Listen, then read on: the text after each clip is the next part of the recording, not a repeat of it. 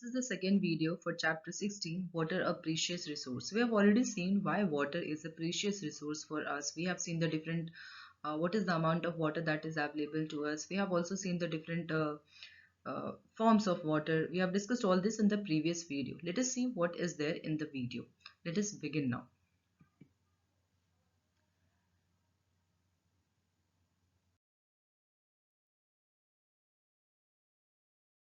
So students, we'll be starting with importance of water for sustaining life. What is the importance of water for sustaining life? So first of all, we'll be starting with our life, that is with the life of different organisms.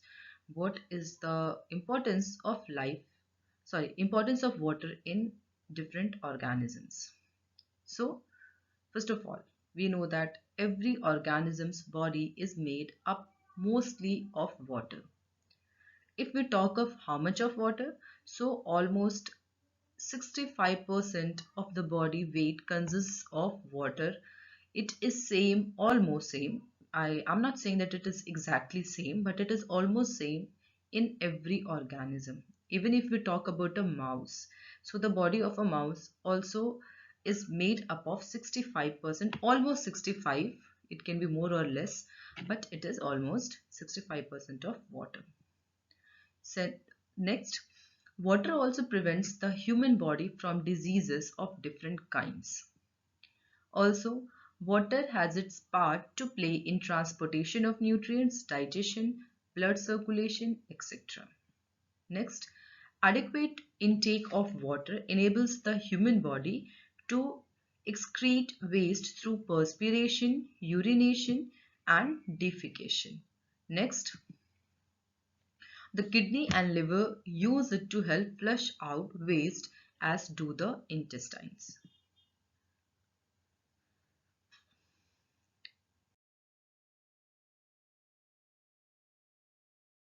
So in the previous slide, we have seen how water is important for different living organisms. There are some other points also in that. It also helps in maintaining the body temperature of different organisms. We also know that different activities, different biochemical processes that are taking place in our body takes place in aqueous medium only. If we don't have sufficient amount of water present in our body, it may lead to dehydration and it may finally lead to death of an organism. So we must ensure that we take sufficient amount of water into our body. So next, water in our homes. What is the use of water in our homes? We know that there are various domestic uses of water in our homes. We have discussed some of the uses in the previous slide also. As we wake up in the morning, we drink water, we go to freshen up. So every time we use water. So there are many different various domestic uses of water. Move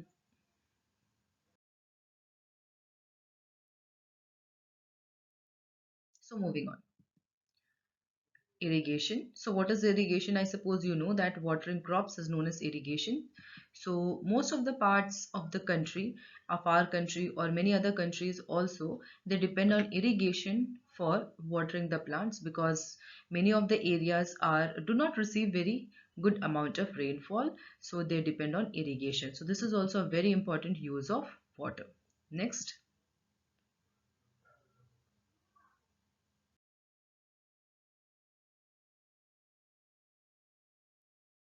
Water is also used in industry. We know that in different processes that are present in the industry, water is used, and industries are very big users of water. You must have studied in geography also that availability of water, or you must have also studied that industries are located on this basis also whether water is present around that particular area or not.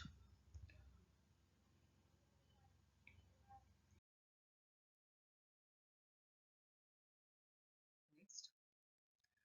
So we also know that electricity can be produced with water, and this process is known as hydroelectricity. Also, it can be used as a means of transport and recreation. So these are the various uses of water, we can say, or how it is helpful to us. Moving on.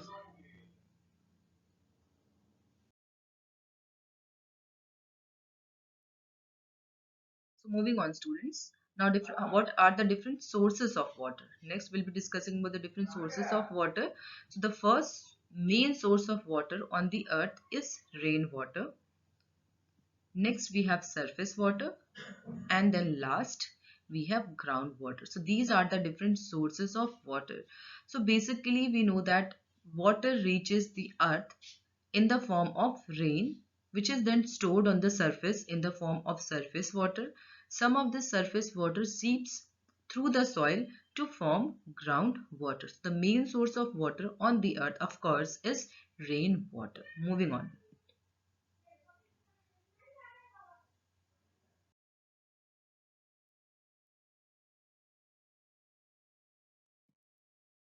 So we'll be discussing groundwater in detail. So first of all, what is groundwater? So it is the water that is found underground in the cracks and spaces in the soil, sand and rock.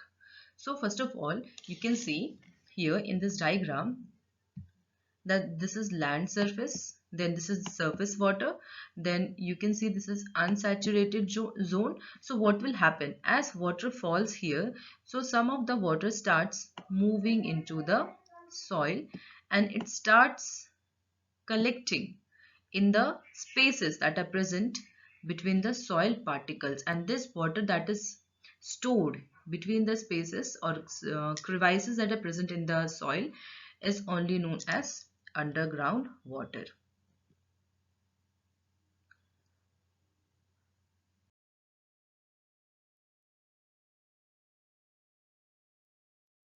So we have also not seen some of the terms that are related to groundwater.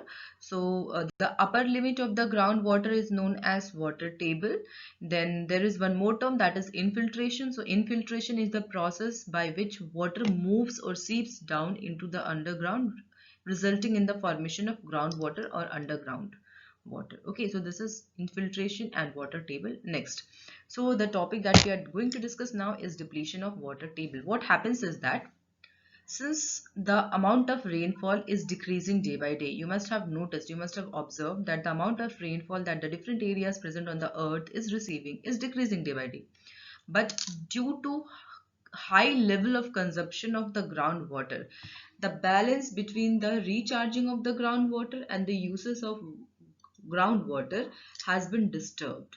So due to this, what is happening is that there is depletion in the groundwater.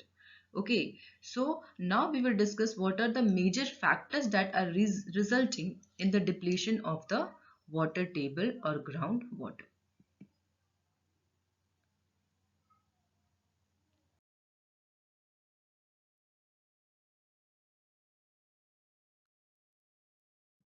So the first major reason is deforestation. We know that trees or plants, they stop the or they decrease the speed of the flowing water, and also they provide a cushion which stops water and allows the water, it gives the water time to move underground. So deforestation is a major factor affecting the water table. Next, we have scanty rainfall, a very big, a very huge factor which is resulting in the depletion of the water table is scanty rainfall. Due to very decreased amount of rainfall, water is not available sufficiently to move underground.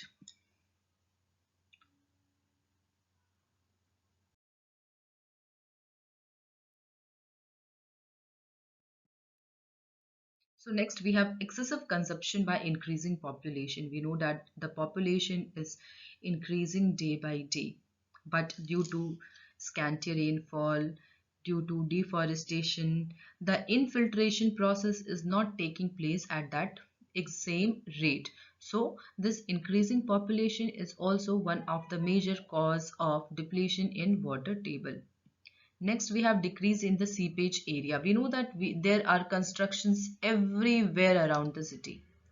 Pakka roads are there, pavement tiles are there, blocks are there, buildings are there, so many constructions are there.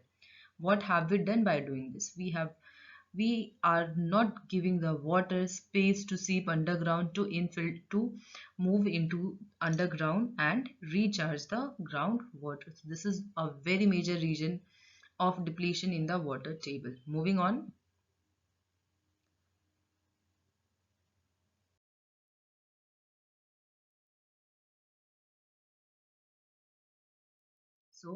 Now we'll be discussing water management. You have seen that we are different activities, increase in industries, then we have seen scanty rainfall, deforestation, all of our activities, all these activities that we are actually taking have resulted in the depletion in the water table. Now we need water. We of course need water. Our future generation also needs water to survive. Without water, we cannot think of our survival. Our survival is just impossible without water. So what we do, what can we do now? Yes, what we can do is we can manage the amount of water that is present on the earth. So this is only water management. Now we'll see how we can do this. So this can be done by conservation of water and by rainwater harvesting. So let us talk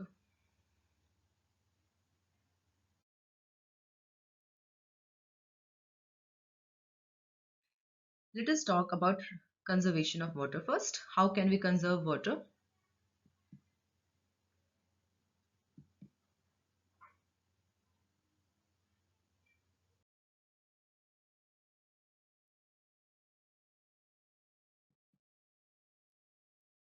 So, how can we conserve water?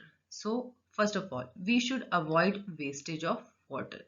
We should not leave the taps open when they are not in use. Okay, any use, like when we wash utensils, we keep the tap open. What we can do, we can collect water in a bucket and then we can wash the utensils. This is a simple example. Moving on. If we have any leaking taps at our home, we should repair them. We should not leave them as such leaking, okay, because it results in huge water loss.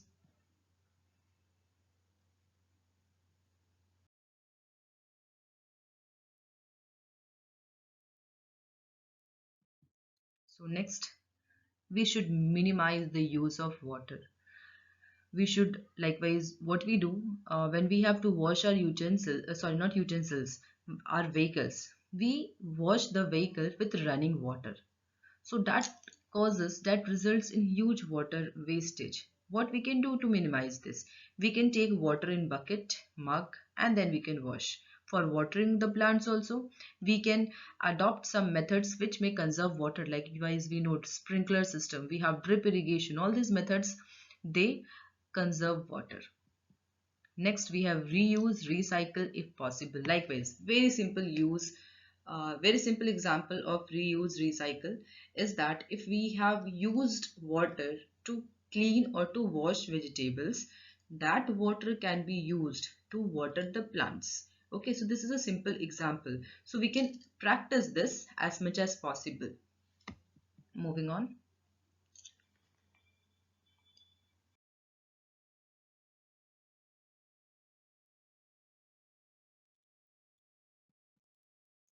Now, what is our role in minimizing wastage of water? What we can do as an individual to minimize the wastage of water? So, first of all, first water-wise habit is to direct used kitchen water to your garden. We can, of course, I have given you this example earlier also. So we can use the water that we have used in the kitchen to water the garden. Next, drip irrigation.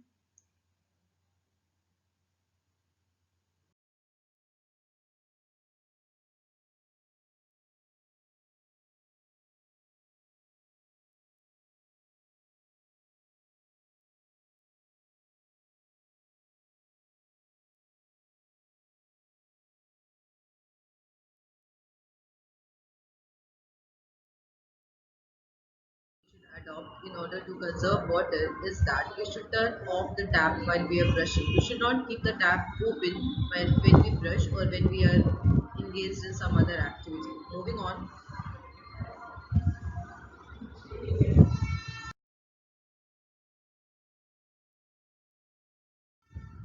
So now the next method of uh, water management is rainwater harvesting. So we know that rainwater harvesting is the method in which the rainwater is collected and then used to recharge the groundwater. So now what is the basic principle behind this process of rainwater harvesting? The basic principle behind the process of rainwater harvesting is to catch wherever water falls. So we can say that it is the process of making the running water walk, making the walking water crawl, and then making the crawling water stand, and then allowing it to sink underground. So this is the basic principle behind rainwater harvesting. Moving on.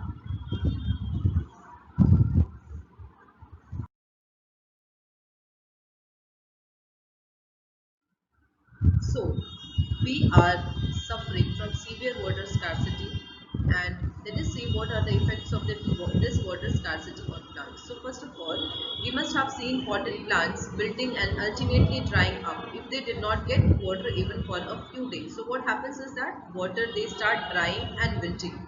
Now, plants also need water to get nutrients. We have seen that nutrients are absorbed by the plants in the dissolved form only. So, if there will be scarcity of water, so ultimately plants will not be able to get nutrients from the soil. So next, if we try to imagine what will happen to plants without water, it is really impossible to imagine it, because plants will not be able to survive without water. So what as a result of water scarcity, what will happen is that the growth in the plants will become stunted, there will be decrease in the production of food, and finally the human may suffer from the condition that is known as famine, as there will be decrease in the food production.